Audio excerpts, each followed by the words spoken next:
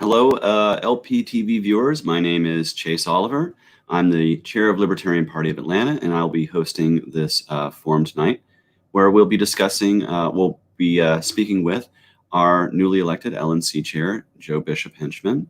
So if you have any questions, feel free to put them in the comments. We'll be listening. We'll be doing listener or viewer question and answer in just a little bit. But hello, Joe. How are you doing today? I'm doing great, Chase. How are you? Well, it's about 80 degrees in Washington, D.C., a little hotter than that. But other than that, doing really well. I know all about that heat down here in Atlanta. Yeah, how bad is it down there? It is. It was in the high 80s, early 90s today, but it feels like 100 because it's like walking in soup down here. Yeah. But thank you for coming on and speaking with the LPTV viewers. So first and foremost, let's just get a little background about you for those who might not know you. First question I always ask people is when did you become a libertarian? When did you find libertarianism? Well, I guess I've always been a libertarian. That's, I guess, the trite answer. The moment when I was like, the people in power don't really seem to know what they're doing was growing up when they used the powers that be used eminent domain on an elderly couple across the street from the house I grew up in order to put in a highway on-ramp that they ended up never building. And so they moved for nothing. I looked recently on Google Maps. It's still an empty lot where their house used to be. And I just thought that was nuts. And I don't know, I don't even remember how old I was at that time, but that's when I kind of first realized that maybe the people in power don't really know what they're doing. I was a bit of a rabble rouser when I was a kid, in terms of taking on what I thought were crazy policies. When I was 16 years old, we helped, me and some others organize some protests against San Diego's curfew law, San Diego being where I grew up, which prohibited teenagers from being out after 10 p.m. without an adult accompanying them. So we had a bunch of protests, and we got a lot of people interested, a lot of local news coverage, and we ended up getting the law changed to add a First Amendment exception. So, I mean, we weren't able to repeal the law, but we were able to make it so that if you were wearing a sticker that said repeal the curfew, you could be out after curfew because you were exercising your First Amendment rights. So even way back, you've been fighting for liberty since way back, since back in the day, and so now you've been elected chair. But I feel like a lot of space between high school years and the time you were chair. So let's talk a little bit about your professional background. So I know you have a lot of background in tax policy and things like that. So let's discuss maybe what you do professionally that kind of ties to that liberty movement. Well, very briefly, I go around to all of the states and work for lower taxes and better tax policy. So over my career so far, I've testified to Congress 6 times, and I've presented to officials in 36 state legislatures, and been able to put together built a very good team at an organization I used to work at, which was able to reduce taxes by about $2 billion a year. And then did a short stint in the private sector at a private law firm. And then I've been lured out of that to build a new litigation program at the National Taxpayers Union Foundation, which is where I'm at now. Where my job, it's a dream job. I get to sue the IRS and state tax authorities over and over again until they stop being awful to taxpayers. So I hope to succeed in that, but people tell me that I have lots of job security in that. Yeah, I don't think the IRS is going to stop being terrible anytime soon, but it's good that you're out there fighting the good fight. We're going to try. And actually, that's how I spent most of my first week as chair, was actually writing a brief for work on an IRS case to the Supreme Court on a case that they're going to be hearing this fall. So fingers crossed the IRS will lose on that and have to actually follow basic procedures and give taxpayers the ability to challenge things. So looking forward to that. Oh, yeah. Well, I think you, me, and just about everybody who's probably watching this right now can agree that we want the IRS to lose as much as possible. And, good luck in that effort. we wish you guys success at the Supreme Court. That would be nice to knock the IRS down a peg or two. And so I was in Orlando at the physical part of the sitting of the convention. Of course, there was also the online component. And at that convention, you were elected chair. So let's talk a little bit about that election and what you've done already starting, in the last few weeks. I know we've had our first LNC meeting. So let's kind of discuss what the LNC's already up to and kind of what goals we might have going forward to make the party better.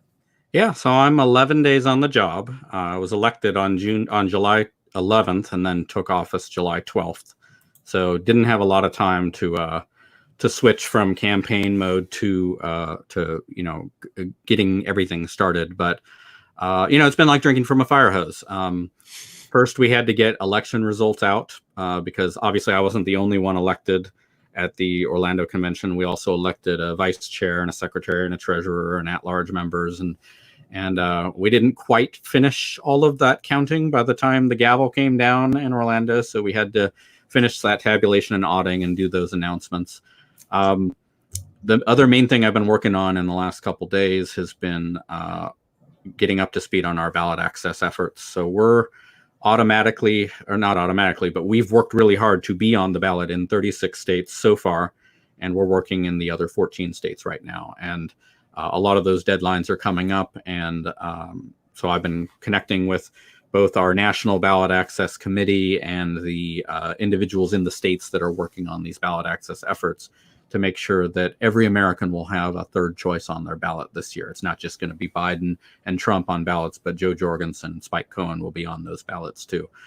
We were on 50 states plus DC in 2016, and it's my goal to make sure that we're on the same number of ballots in 2020, maybe even a few more. We're talking about how we get on the Guam and American Samoa ballots. So, so we'll do some of those, but there's a lot of, it's a lot. It's a lot harder this year because of the coronavirus situation and social distancing and a lot of events being canceled. So it's, I'm just so appreciative for all the people that are out there collecting signatures from people that really, a lot of people who don't want to give signatures right now, but we're working very hard on that, and we got a lot of lawsuits going on too. It's a great team effort. Oh yeah, and I know like a lot of states. I've been speaking to people in Pennsylvania and Maryland, and there's quite a few states that definitely need help. So we did just put up a link up there for right there, support ballot access at lp.org/ballot access. You can go there. I know that you also on your Facebook page today listed all the different states and what they're looking for. And so if you guys want to get interested, if you're interested in helping out with this ballot access, definitely check us out. Check out Joe Bishop-Henchman on LNC Chair on Facebook. And let's get involved, and let's make sure that Joe Jorgensen and Spike Cohen are going to be on the ballot in all 50 states. And speaking of, Joe Jorgensen, and plus DC, we cannot forget DC. I did not mean to impugn upon DC the possible 51st, what is it, the Commonwealth of DC? Maybe, who knows what happens in the future. So, but speaking of Joe Jorgensen and Spike Cohen, I was really happy with getting to meet them and hear from them at convention. But I know that we're trying to get people to hear from them at the debates. Yeah. We just saw a comment up a little while ago from my good friend Elliot out of Texas, who was talking about how there's a big, on August the 8th, there's going to be a movement, the Let Her Speak protests. Yeah. I will be participating in it in Georgia. In DC, does it look like you guys will be, I don't know what capital you guys will be circling. It will be the national capital or what? I don't know. But I encourage people to get involved so we can actually let the American people hear from Joe Jorgensen and Spike Cohen. There's the web address right there if you want to see if there's one in your area. Yeah. So about Joe Jorgensen and Spike Cohen, what other, I know that is the big election, of course, for president, but there's also other elections all over the country. And I know the LNC in particular has plans to help out in a lot of those races. So let's speak about maybe what's going on outside of just the presidential and vice presidential race here with the Libertarian Party. Yeah, no, there's obviously elections happening for a lot of different offices all over the country, and we're working very hard to make sure there's candidates in as many of them as we can find, as well as important races for ballot access, and then kind of new for the Libertarian Party, winnable races where we're running candidates who we hope to elect to state legislature. So that's a project called the Frontier Project that's out in the Mountain West, where our intrepid campaign data people dug in to see what races were most vulnerable for a libertarian coming in to win. That is able to compact enough that we can dedicate some door knockers and phone bankers, and the media buys aren't too expensive, with an incumbent that maybe won't see it coming. And so we've identified some of those races. Most of them are out in the Mountain West. We've recruited some excellent candidates, good libertarians, active in their community, helping them with messaging, helping them with strategic advice. And we're very optimistic that we'll elect some libertarian state legislatures, which will be the first time in a generation that we've done that. And, once we're able to do that, we'll take those lessons and apply them to other areas of the country and other campaigns in the future and other candidates. And we'll start building up a farm team, not just of elected officials to run for higher office, but also people who know how to run campaigns and win them and be campaign treasurers and be door knockers and all of that stuff. So it's exciting stuff. I've got a reputation of helping organizations come out of startup mode, being on the board of Students for Liberty's alumni board for a little bit, as well as building up the programs at the Tax Foundation, and now working to build up a litigation program. And I'm eager to apply those talents to the Libertarian Party too, because I want to see libertarians at the legislative table guiding policy. And a year like this, it reminds me, I feel like every day I look at the news and I'm reminded about why we need libertarians in Congress, in state legislatures, in governors' mansions, and in local government as well. And of course, you're preaching to the choir here, but I totally agree with that. And just a quick aside, shout out to Apollo at the Frontier Project. I know he works really, really hard. And I've given to some Frontier Project candidates, Bethany Baldus in particular. So if you want to check out the Frontier Project, go to frontier.lp.org to get more involved. And in addition to Frontier, I mean, we've got a lot of other important races going on all over the country. Anthony Welty is running for Washington Insurance Commissioner, which may not seem like an important race, but it controls a lot of power in Washington state. Yeah. And it's one of those jobs that, man, you really want. I think even Democrats and Republicans might agree you really want a libertarian in that race rather than some Democrat or Republican. Yeah. And then in Kentucky, we're running Brad Barron for U.S. Senate against Mitch McConnell. And it'd be great to take on cocaine Mitch right in his backyard there. And he's been able to raise 6 figures already, which guarantees him a spot in the debate out there in Kentucky. So we're probably going to have some nationwide watch parties for that one, because that'll be a fun night. Oh, sounds fantastic. Yeah, I mean, Brad Barron's a great guy up there in Kentucky, and you mentioned Anthony Welty. I will say that position doesn't sound like the sexiest position out there, but it is something that's going to create a lot of change up in Washington. And so he's a great guy, and yet another person that I've donated to. You're going to find that as we talk about candidates, I've donated to a lot of them and encourage anyone else to do that as well. They always could use the extra help and the extra dollars. So vote, volunteer your donations or your time as a volunteer if you're out in the area. Yeah. Taking on Mitch McConnell and showing him what real liberty really looks like in the state of Kentucky is something I'm very excited to be watching. I will be part of that watch party for sure. Yeah. Oh yeah. And there's candidates all over the country. We have candidates up in my neck of the woods here in Georgia. We got great candidates everywhere. So if you're it's what we do at the Libertarian Party. I mean, there's so many great organizations in the libertarian movement that do important things, education, promoting policy, and all of that. And I've worked with many of them. I live here in Washington, D.C., live here for 15 years, worked with a lot of those organizations. But Libertarian Party is the only organization that's focused on getting libertarians elected to public office. And, I don't know how I could live if my November ballot only had 2 choices on it. It would be so depressing. So I'm glad that we're going to have Joe Jorgensen and Spike on nationwide ballots. Yeah. Oh, yeah. I mean, I think it would be a disservice to any voter to only have the choices between Donald Trump and Joe Biden. I'm not even saying their names. Oh, you're fine. Well, Voldemort and he who shall also not be named. Let's go ahead and get Joe and Spike on all the ballots, so we can go with Joe and Spike the vote and all those awesome hashtags. And yeah, so a couple of things that I also wanted to bring up. We're talking about the 2020 election, but as LNC chair, you also have an LNC to run for the next 2 years. And so what are some goals or some objectives that you would like to see coming out of this LNC? We got lots of great new folks who are serving. We got some folks who are also great who are returning. But what kind of priorities do you think that we can put in place to really have the most success as a party? Well, it is a great opportunity because there was a bit of an anti-incumbent wave for the LNC elections this year. Of the 25 representatives and alternates on the LNC, 12 of them were not on last term. So we've got a lot of new faces. Not so much, brand new faces. They're people who are active in their party or well-known activists, or people like Senator Laura Ebke, who a lot of libertarians know, who was a state senator in Nebraska, but a lot of new faces to the LNC. And I would like to see a better focus on some of our core mission things, like providing tools and infrastructure to affiliates and candidates so that they're not always having to reinvent the wheel.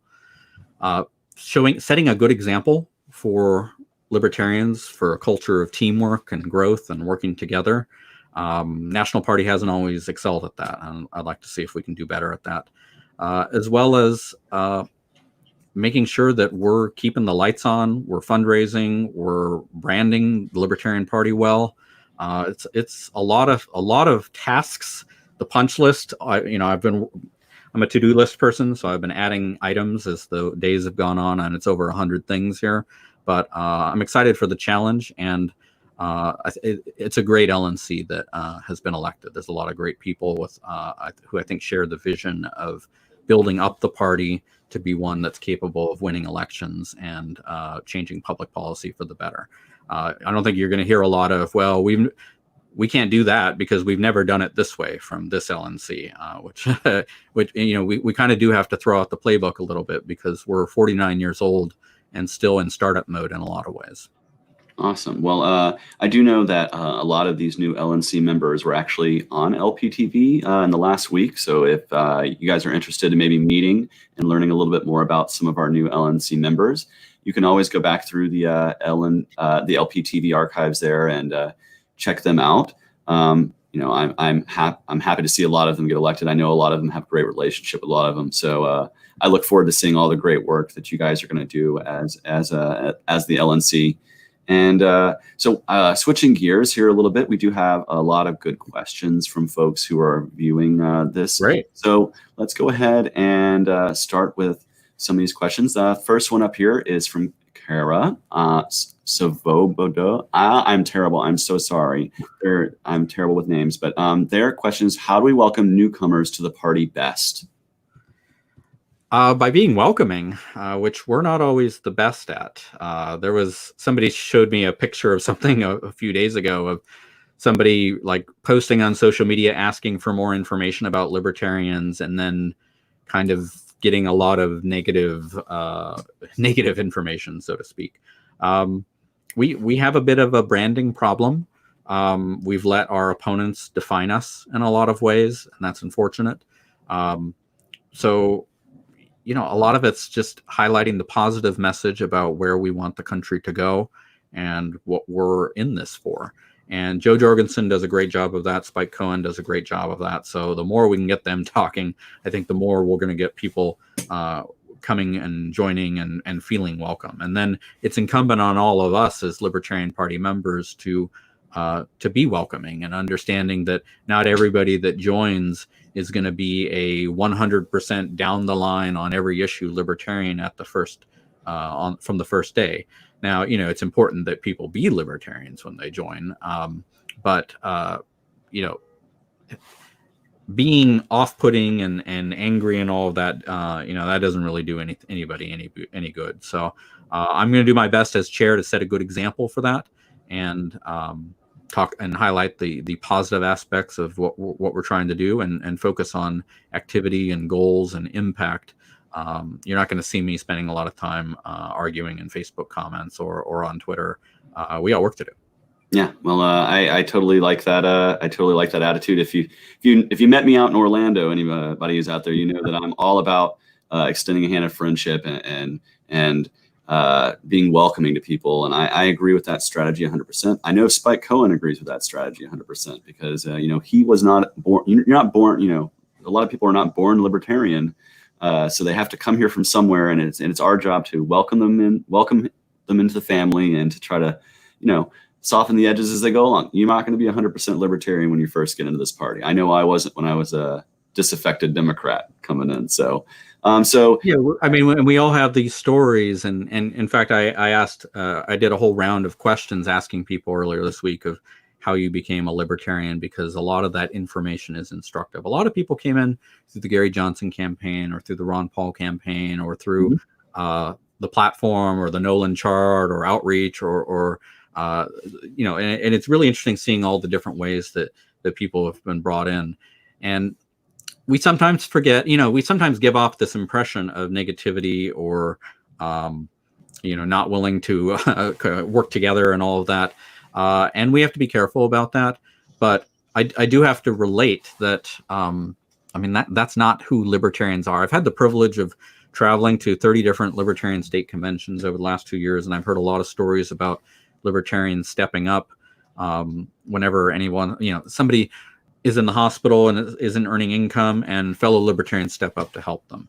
Or, people need, in the time of COVID, immunocompromised and elderly people need supplies delivered or food delivered, and libertarians step up to fill that gap. Yeah, so I agree. It's amazing stuff. And, even in the short time since I became chair, somebody posted something nasty about me and my husband on Facebook, and a lot of the libertarians kind of came together to say, you don't speak for libertarians on that. And so we may have our disagreements, but we really know how to come together when it really matters. And I'm hoping to draw more of that out because we can really do a lot of positive good with that. Oh yeah, we libertarians, we got a big heart, so I totally agree with there. So we had another question here. Let's see, there it is from John Greenwood, and he asked, what is being addressed about talk of absentee ballots regarding the COVID-19 situation? So how do we feel about absentee ballots in the age of COVID? That's a good question. I'm going to have to look into that. State election laws are done on a state-by-state basis, and that's kind of one of the maddening things about ballot access laws is that, some states are being very lenient on their ballot access laws. They're paring back the requirements this year, given the situation, whereas other states are just in denial about it. So, for instance, we have an ongoing lawsuit in New Hampshire right now, like today, over their requirements, and the state's position is like, why can't you gather thousands of signatures? What's the big deal? I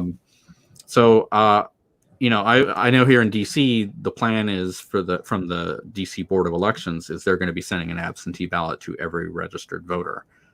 So that's how they're going to kind of do it. And that changes how we do elections, obviously, or how we campaign or how we reach people, because people are voting in late September or October rather than a lot of people voting in November. That means we got to move stuff up, and waiting till the end of October to do big stuff may be too late. And that's something we've learned in past elections, as more and more people are voting by mail or voting early. So if there's one lesson I take from that, it is let's go ahead and get involved now. Let's not wait until October and November.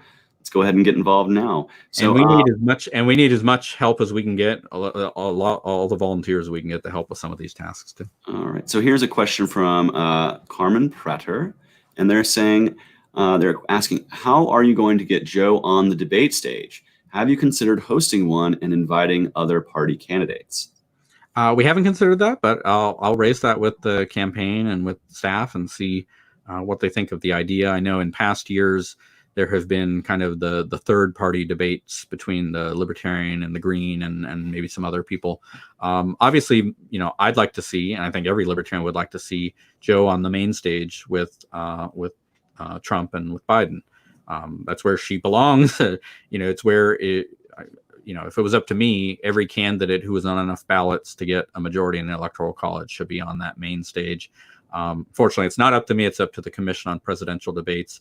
And their rule is that you have to you have to get 15% in a certain number of polls. And, they'll play with that criteria if they need to rig it to make sure that they keep it off. I mean, the CPD was formed to prevent libertarians from being in the presidential debates. It used to be run by the League of Women Voters back in the day, who were much more amenable to third-party voices being on the stage. So, it's kind of an all of the above strategy. We're going to try to get our poll numbers up and hit that threshold. We filed lawsuits against the Commission on Presidential Debates. We're going to have protests.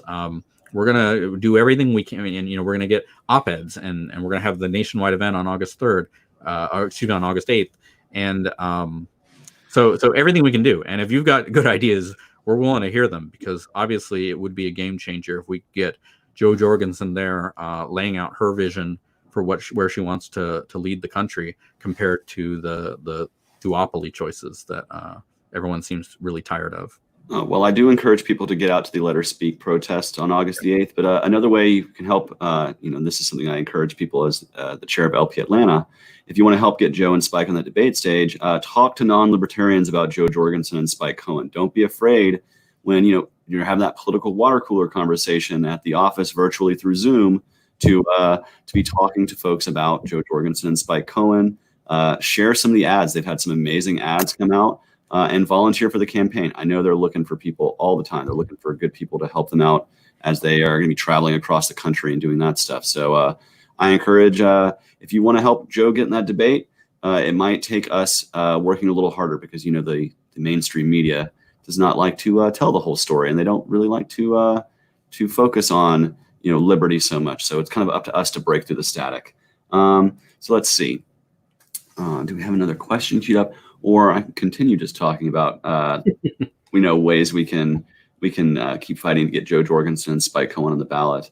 I see your yard sign arrived. Yes, I do have my lovely yard sign. It is behind me here. Awesome. It did arrive from you guys over at the Libertarian Party, and I actually have a second sign that's now sitting in my front yard. So yeah, get a yard sign, get a bumper sticker, get a T-shirt or a hat. LP.org. Yeah, you can get all that stuff at lp.org. There's a store there. So, get involved, and you got to be your own messenger a little bit. So let's see. This is a comment that has an exclamation point here. So let's see. Do libertarians full support parental rights and want to abolish absolute and qualified immunity in the family law industry? I'm not super sure exactly. So do libertarians full support parental rights and want to abolish absolute and qualified immunity in the family law industry? I feel like there's a deeper question there that I don't want to step into. So, but our platform is certainly very specific on a lot of stuff. And a change that you're going to see is that I don't really view it as my role to tell everybody what's a libertarian and what's not. I think that's up to members to decide. I think that's up to candidates to decide. What issues a candidate here in the District of Columbia, a libertarian candidate in the District of Columbia, wants to focus on are different from what a libertarian candidate in Oklahoma would want to focus on. That doesn't make them any more or less libertarian or any more or less principled. It's just a different focus, because voters want to hear what electing you will do for their lives. And so, that's certainly a very specific question, and I've never been afraid to say I don't know when I don't know the answer to a question. And, I don't know, but I'm sure somebody in the comments or somebody in the Libertarian Party will have an answer to that question. I was not fully sure what the question was reading it, so I totally understand you not knowing the answer to that one, because I didn't really know the full scope of the question there. So, but I did want to take a quick second. Real quick, while we have a break, I have this pin right here on my lapel. We've been doing this lp.org/. Oh, mine's on my other jacket. Well, one of my favorite things that happened to me in Orlando is I actually became a lifetime member of the party. You become a lifetime member of the party when you give an amount of up to $1,500 within one calendar year.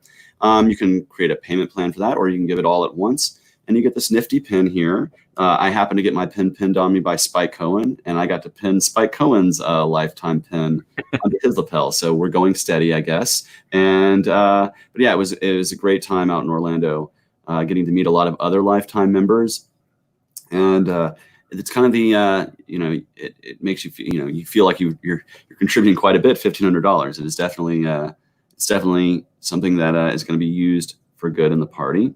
But yeah, so become a lifetime member at lp.org/lifetime. You can set up your payment plan, I guess, there, and go ahead and donate. One more thing I wanted to kind of talk about is we've been discussing the Frontier Project and things we can do as libertarians to kind of move the party forward. One more thing I did kind of want to touch on is as we're moving into this new term of the LNC, and we're talking about growing the party, we of course want to grow fundraising, we want to grow all these things, and you're right, get out of startup mode. So what is your plan to grow the party, not just in membership, but in vote totals and fundraising, whatever area you want to speak to? Well, I wish there was a silver bullet, but there isn't. It takes individual actions on a whole bunch of different areas. It requires building up our fundraising infrastructure so that we're producing the resources to be able to do a lot of other stuff. It involves coming up with a marketing strategy that has results and gets people excited and voting Libertarian. It's finding candidates and training them and giving them the skills and the infrastructure to be able to get elected and reelected. It's building up our activist base and giving them the tools and the opportunities to be linked together and to be working to achieve change in their communities. It's not a magic wand thing. At the same time, it's not a terribly difficult thing to do. It just requires a lot of focus and a lot of hard work and a lot of investing in what works. When something succeeds, doing more of that. When something fails, retooling it. And looking forward to that challenge. And it's we're already off to a good start, I think. We've got a lot of the basics in place. We got a great activist base. We've got a long history of being able to do a lot of exciting things, and we've got an LNC excited to get started on some of these tasks. Oh yeah. Only thing I could add to that is, speaking as a local affiliate chair myself, I would encourage people to check out and see if they have a local affiliate in their area. If not, coordinate with your state party to create a local affiliate in your area. That's how you're going to get that activist base. And we're trying real hard in Atlanta to do the same, to do that exact thing. We got a great state party in Georgia, and we've got new affiliates popping up in the state, all the time now. And so that's one great way to also grow the party organically, is to actually create a party affiliate and be present in your community. It's something that we stress down here in Atlanta is volunteerism in action, being seen, being visible. We're LP branded stuff as you go out and do things in your community. Create that goodwill. You mentioned earlier about how we have kind of a branding, some issues with branding. Well, one great way to fix that is to actually be a force of good in your community while also wearing a Libertarian Party shirt or hat, and talking about liberty while you're doing it. So let's see. I'm just trying to see if I got. Yeah, on tools, and it's a little bit of insider speak, but we have tools like the CRM, which provides basic data resources for state affiliates. That's an important thing. Mm-hmm. And a great thing about going to all these state conventions over the last couple of years is that I've been able to hear about a lot of the best practices of what's worked in different states. And I'm looking forward to being able to share some of that information and some of the initiatives we're going to be launching, like Activist of the Month, where we actually honor and respect an activist that does something extraordinary each month. Affiliate in a Box and Candidate in a Box, providing just basic training manual and information resources for people who are running local affiliates or who are running for office, so that they don't have to completely reinvent the wheel. It's honestly just a lot of stuff that I wish existed when I was a candidate or when I was a state chair, but now we have the opportunity to move forward on some of these things. Awesome. So I do have one question on Twitter. Do I have to be registered as a libertarian to be a party member? Good question. No, you don't. Different states have different rules on this, but our national rule is that you are a member so long as you fill out a membership thing, and it's on our website somewhere, lp.org, and a basic level of membership is $25. So, and that's been what it is for like 1980s, since like the 1980s. So it's a pretty good deal. We obviously welcome larger support than that. We got a lot of important work to do.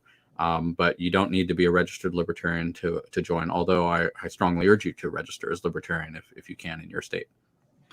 Yeah, I second that. So, I did have one more question. Let's see. This is kind of a policy question. It's asking, the question said, and when it popped up in the chat, do you support refunding the police? I think it meant to say defunding the police. So yeah, do we support party-wise the defunding of police? I can give you my answer too afterwards. Well, I think most libertarians would want to privatize and localize the police as much as possible. Here in DC, it's actually a hot topic today because the DC Council just voted a major budget cut for the DC Metropolitan Police Department. So we're hearing all the arguments on all sides of that. I think libertarians would want the police certainly not violating people's rights and as minimized as possible. I mean, this whole militarization of the police trend that we've seen over the last couple decades, I at least find very alarming. I think most libertarians find very alarming. The purpose of the police is to de-escalate conflict, not to play soldiers, and we need to do what we can on that. And it's something that, it's a big reason why I wish we had more libertarians in local office, because we would actually push through meaningful criminal justice reform and police reforms. The Democrats are too wedded to the police unions and to the teachers unions and all the other unions. So even in all these cities where they completely control politically, they're not able to push it through. And hopefully people realize that and realize that there's a serious choice that can actually accomplish real reform. And that's us, libertarians. Yeah, I know I can certainly attest to that, living in a metropolitan area myself, that there appears to be a disconnect between city government and criminal justice reform. So let's see, one more question from Twitter. For a tax expert, does the LP support the fair tax being a consumption sales tax in place of an income tax? I don't have to look at the platform section on taxes. I think pretty much anything that gets power out of the IRS, gets the tax burden lowered, gets government smaller, and as small as we can make it, and on our way towards us getting everything out of Washington, D.C., I think would be supportive. I don't think we've endorsed any particular tax structure per se, but I think anything in that direction would be something libertarians would be excited about. Yeah, I generally think that less is more when it comes to taxes. The less taxes, the more we support it. So if you guys want to tweet your questions, you can also tweet that to @LPNational on Twitter. LP National, great Twitter handle to follow as well. Lots of cool stuff coming out of there. And let's see.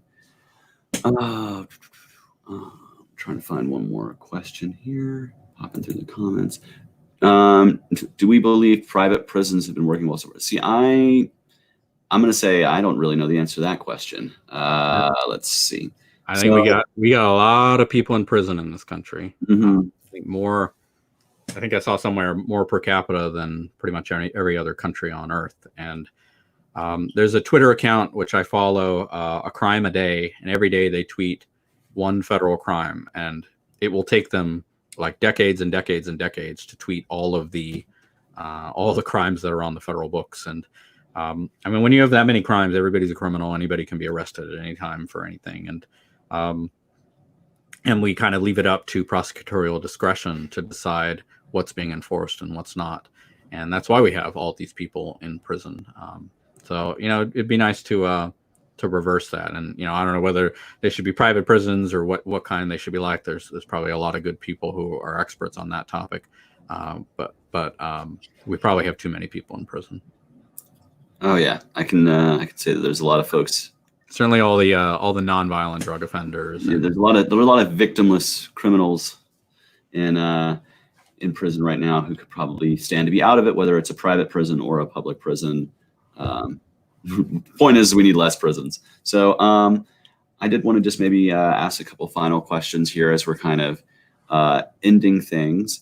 A few more, a couple of just kind of more lighthearted questions here. So, yeah. So in the age of COVID, it's no movies. There's a lot of stuff that's not going on in the world right now. So what do you do?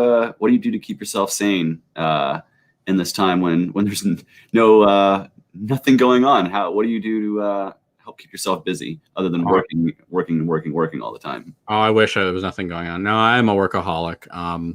But we have Magic, our 16-year-old black lab, and he gets walks twice a day, and we take him down to the dog park whenever we can, and all of that. I'm doing what I can to keep reading and keeping up with all the news going on.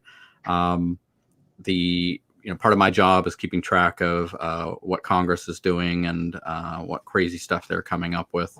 And it's been a very busy week on that with the National Defense Authorization and talking on the Phase 4 bill, which will be full of a whole bunch of horrible ideas and fun stuff. I'm